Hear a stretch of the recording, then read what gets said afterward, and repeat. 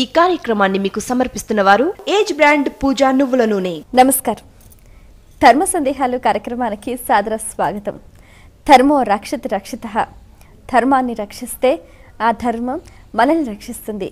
ఆ ధర్మానికి కట్టుబడ్డ ఎంతోమంది పుణ్యాత్ములు, సత్పురుషులు మనకు సదా ఆదర్శప్రాయులు. వారి బాటలో నడుస్తూ ప్రతినిత్యం మనం ఎన్నో రకాల ధర్మాలని ఆచరిస్తుంటాం. చాలా సందర్భాల్లో చేయవచ్చు, చేయకూడదు, చేస్తే ఏమవుతుందో, చేయకపోతే ఎలాంటి పరిణామం సంభవిస్తుందన్న సందేహాలు చాలామందిని కలవరపెడుతుంటాయి. అటువంటి వారి ధర్మ సందేహాలకు చక్కటి శాస్త్రీయ సమాధానాలు అందించడానికి మన ముందున్నారు ప్రముఖ అమరావతి సిద్ధాంతి, హస్త సాముద్రిక సామ్రాట్, సంఖ్యాశాస్త్ర నిపుణులు డాక్టర్ మాచిరాజు వేణుగోపాల్ గారు. వారితో మాట్లాడి మరిన్ని విషయాలు వారి మాటలో తెలుసుకుందాం. నమస్కారం అండి. నమస్కారం. మొదటి ఉత్తరం చూద్దామండి. హైదరాబాద్ నుంచి సుకన్య రాస్తున్నారు. గృహశుద్ధి ఏ విధంగా చేయాలి తెలియచేయగలరు అంటూ రాస్తున్నారు. గృహశుద్ధి విషయంలో చాలా గొప్పగా పనిచేసేటువంటి విశిష్టవంతమైనటువంటి లక్షణం కలిగింది పవన సూక్తం. పవన సూక్తం గనక చదివి గృహాన్ని గనక శుద్ధి చేసినట్లయితే ఎటువంటి దుష్కర్మలైనా సరే తొలగిపోతాయి అని చెప్పేసి శాస్త్రం. అలా కాకుండా పుణ్యాహవచనము అని చెప్పేసి ఏదైనా ముఖ్యమైనటువంటి కార్యక్రమాలు ప్రారంభించేటప్పుడు, ఇంటిలో పూజాది కార్యక్రమాలు చేసేటప్పుడు కానివ్వండి, కొత్తగా గృహాన్ని నిర్మాణం చేసుకొని ఆ గృహంలోకి ప్రవేశించేటప్పుడు కూడా పుణ్యాహవచన ప్రక్రియ అని చెప్పేసి కూడా చేస్తారు. ఇలా ఎందుకు చేయాలి అంటే మన కంటికి కనిపించినటువంటి రాక్షస శక్తులు ఆ యొక్క ప్రదేశంలో నిక్షిప్తమై ఉంటాయని, వాటిని పారద్రోలడానికే మంత్రోచ్చరణతో ఆ యొక్క పుణ్యాహవచనము లేక పవన సూక్తము అనేటువంటి తత్వచింతనతో మన సనాతన సంస్కృతి సంప్రదాయ రీత్యా ఆచరించేటువంటి విధి విధానం.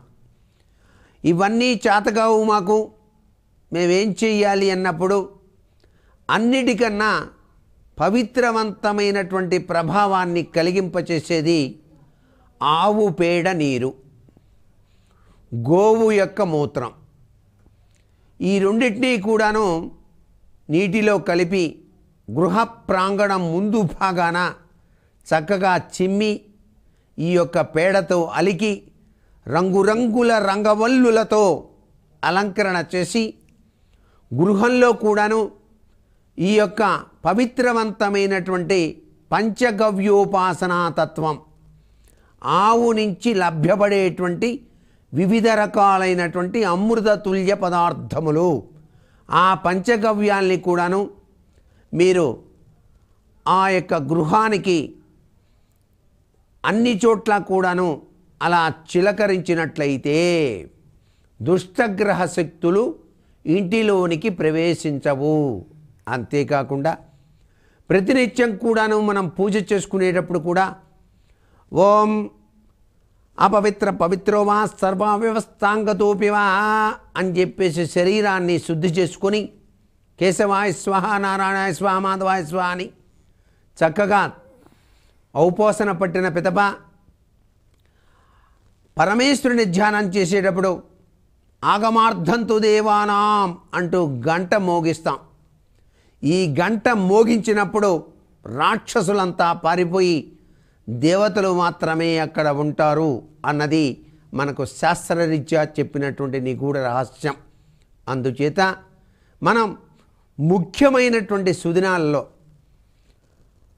ఈ యొక్క ఏదైనా ఇంట్లో పుణ్యకార్యాలు అంటే బారసాల ఇట్లాంటి కార్యక్రమాలన్నీ అయిపోయినప్పుడు కూడా పుణ్యావచన కార్యక్రమం చేస్తాం. ఆ ఇళ్ళంతా కూడా శుద్ధి చేయాలి కాబట్టి చక్కగా కడిగి శుద్ధి చేయటం. అలాగే సూర్య లేక చంద్ర గ్రహణాలు పట్టినప్పుడు కూడా తప్పనిసరిగా ఇళ్ళంతా కూడాను శుభ్రంగా చిమ్మేసి చక్కగా కడిగి పుణ్యావచన కార్యక్రమం చేసి దేవతా మందిరంలో ఉన్నటువంటి దేవతా విగ్రహాలకు కూడా పులికాపు పెడతాం.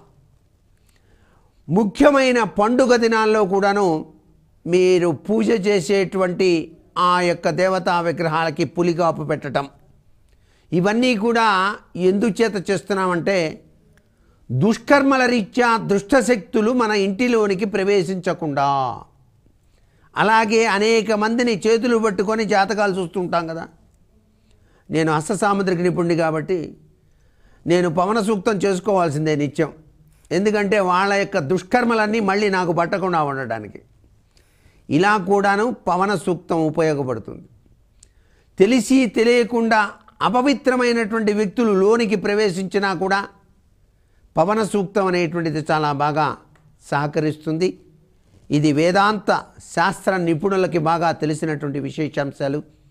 ఏది ఏమైనప్పటికీ పుణ్యాహవచనము, పవిత్ర తత్వము ఇవన్నీ కూడా మన భారతీయ సంస్కృతిలో ఆరోగ్యాన్ని, ఐశ్వర్యాన్ని ప్రసాదించే దివ్యవంతమైనటువంటి తత్వచింతనతో కూడినటువంటి విశేషాంశాలు. ధర్మ సందేహాలు కార్యక్రమంలో ఇప్పుడు చిన్న విరామం.